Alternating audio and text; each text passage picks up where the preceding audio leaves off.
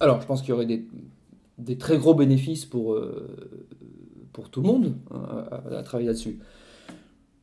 D'abord, ça clarifierait beaucoup dans la tête de beaucoup de gens, ça clarifierait forcément, si on bouge la norme, on clarifie beaucoup de ce qui est un vrai bandit, ce qui en est pas un, ce sur quoi il est légitime que je me batte, ce sur quoi ça n'est pas légitime.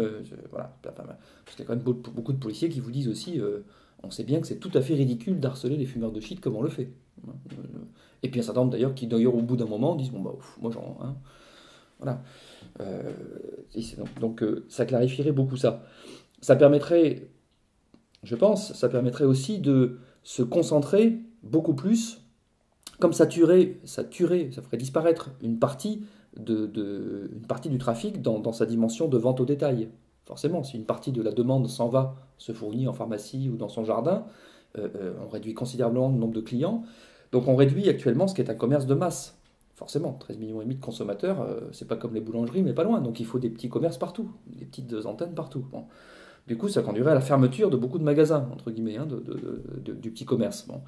Ça permettrait aux policiers de se concentrer sur les filières, sur les étages supérieurs, aux petits magasins, plutôt que de harceler tous ces petits magasins partout, hein, avec une politique, il faut fermer le débit de... C'est pas le débit de boisson, mais le débit de drogue, là, machin. Non, on va se concentrer sur les trafiquants, sur les filières, etc. Donc ça réorienterait une partie là-dessus. Dans mon esprit d'ailleurs, et si une telle politique devrait se mettre en place, on devrait d'ailleurs renforcer ces moyens de police judiciaire de lutte contre la dimension internationale des trafics. Parce qu'on est face à des gens qui sont extrêmement organisés, qui sont souvent donc délocalisés, qui sont entourés d'avocats qui connaissent le droit, qui ont 25 téléphones portables. Donc il ne s'agit pas juste d'aller planquer et de choper les petits amateurs du coin. Hein. Non, non, on est sur du lourd là. Donc il faut en face des forces de police spécialisées qui soient également hein, au niveau d'équipement. On ne parle pas des pistolets, on parle de l'équipement technique, du droit, du temps pour travailler, du nombre parce qu'il y a Investigation, beaucoup d'investigations à faire, etc. Voilà. Donc dans mon esprit, tout ça passerait aussi, entre autres, par un renforcement de la police judiciaire et des offices centraux, etc. Machin. Quand on regarde la réalité des forces policières, il y a des moments où on prend peur quand même. Hein. On prend peur. Hein. On se dit, waouh, il y a une illusion qu'on contrôle tout ça. Hein. C'est une illusion. Hein. Quand les gens sont occupés là, ils sont pas là-bas. Voilà. Et ils peuvent pas, quoi qu'on en dise. Hein. C'est comme ça. Voilà. Donc, je pense que ça clarifierait pour tout le monde, y compris, oui, en termes policiers, en termes judiciaires. On débarrasserait également et la police et la justice de ce petit contentieux.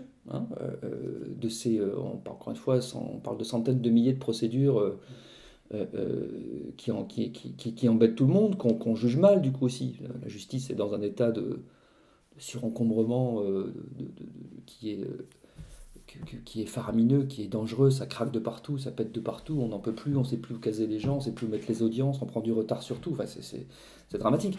Donc si on pouvait se débarrasser au fond quelque part de ce contentieux-là, ce serait évidemment une très bonne chose. On retrouverait un petit peu de temps pour se concentrer sur d'autres, bon, etc., etc. On clarifierait beaucoup aussi l'action des médecins et des éducateurs en termes de prévention, on l'évoquait tout à l'heure. Hein. On sortirait de ces ambiguïtés fondamentales. Enfin bref, on pourrait même imaginer ce que font d'ailleurs d'autres États. Hein.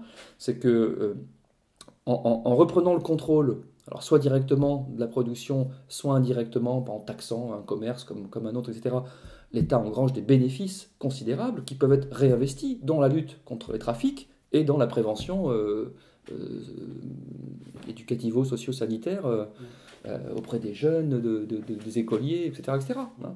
C'est pas un truc à fond perdu, c'est quelque chose qui en plus peut être tout à fait économiquement bien organisé, voire rentable pour les États.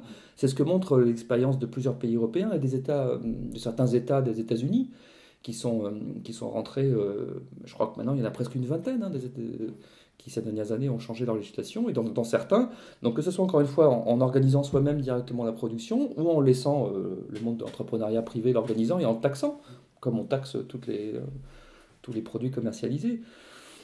Voilà, donc je suis persuadé en plus que ce serait quelque chose qui, en termes de modèle économique, serait tout à fait rentable.